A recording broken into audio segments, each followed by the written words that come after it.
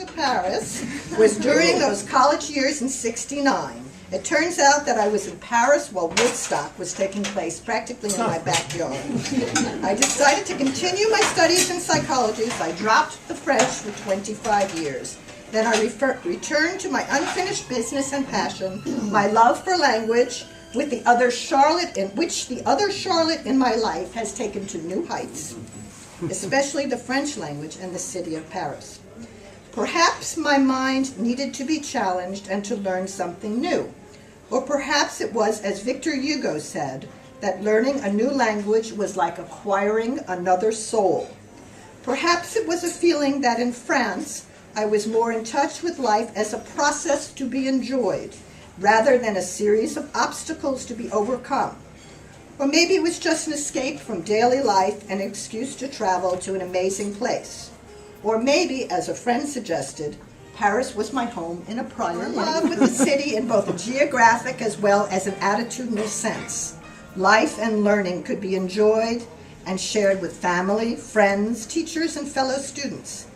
This city and its language offer a sense of excitement and enchantment that unite my past, my present, and hopefully my future.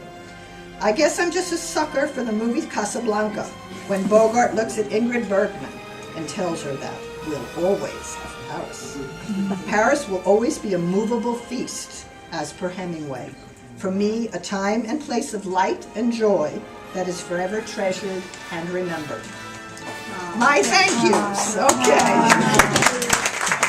Okay. My thank yous are roughly in chronological order in terms of how long people have had the pleasure of putting up with me. First and foremost, I want to thank my family. Charlotte, who shares my passion for travel and language. Thank you for all your help and support with La Fête. Thank you to Judd and Sarah, who are ready to join me in each new harebrained travel idea. But especially to Ed, and his parents, without whom none of this would be possible. And I'll never forget our promise to kiss under the Eiffel Tower. Also a special thanks. Also a special thanks to Charlotte's college friend Alice for coming to celebrate with us. Okay.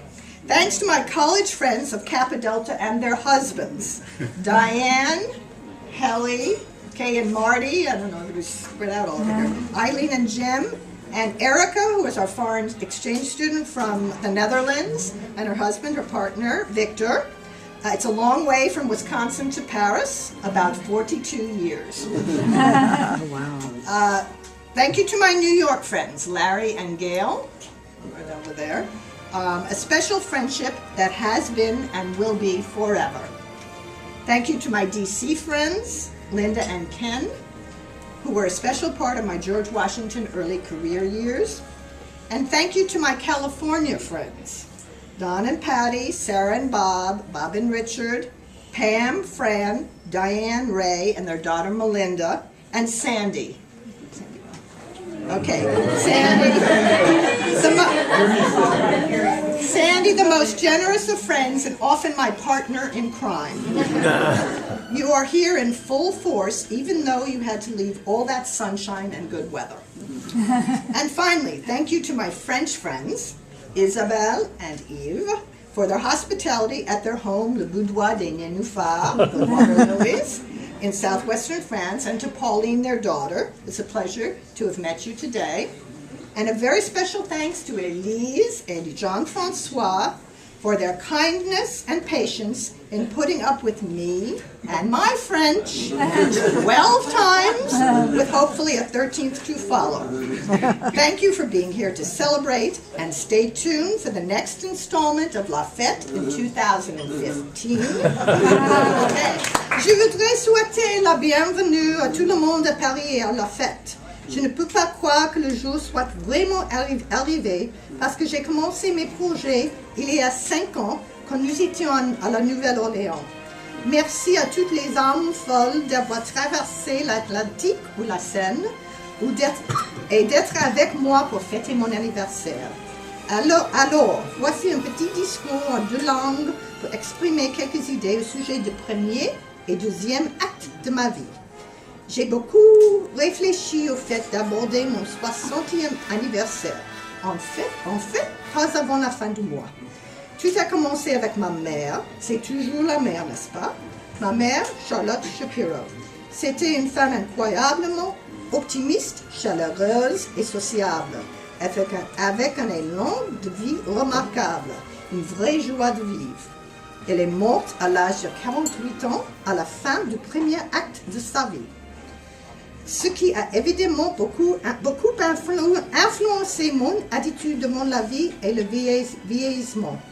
C'est très important pour moi de prendre conscience de la deuxième moitié de ma vie. En tant que psychologue, j'écoute les histoires de beaucoup de personnes afin de les aider à transformer leurs problèmes en histoires plus positives et satisfaisantes.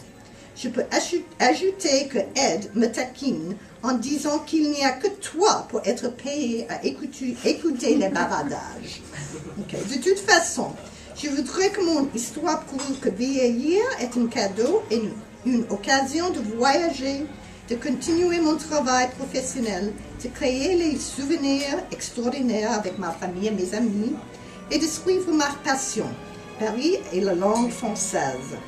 Pourquoi est-on ici dans un restaurant dans Paris pour fêter mon anniversaire? En dehors du fait que vous êtes tous assez dingues et gentils de me tolérer, moi et mes folies.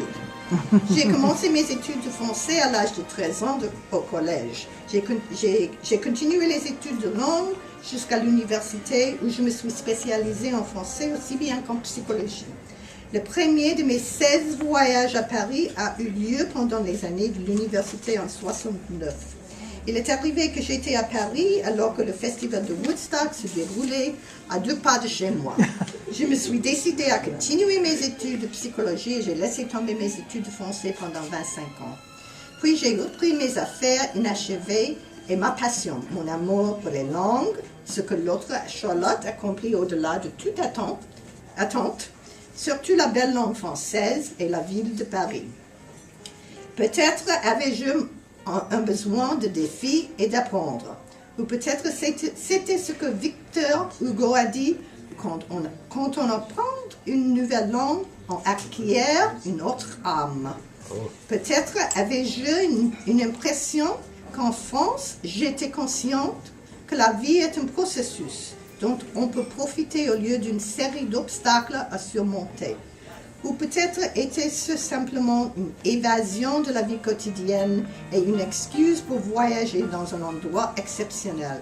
Ou peut-être comme une amie m'a suggéré que j'avais vécu à Paris dans une vie antérieure.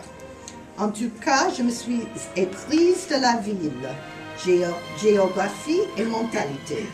La vie et le savoir sont des choses dont on peut profiter et partager avec la famille, les amis, les profs et les camarades de classe. Cette ville et sa langue apportent exaltation et enchantement. Elle réunit mon passé, mon présent et avec optimisme mon futur.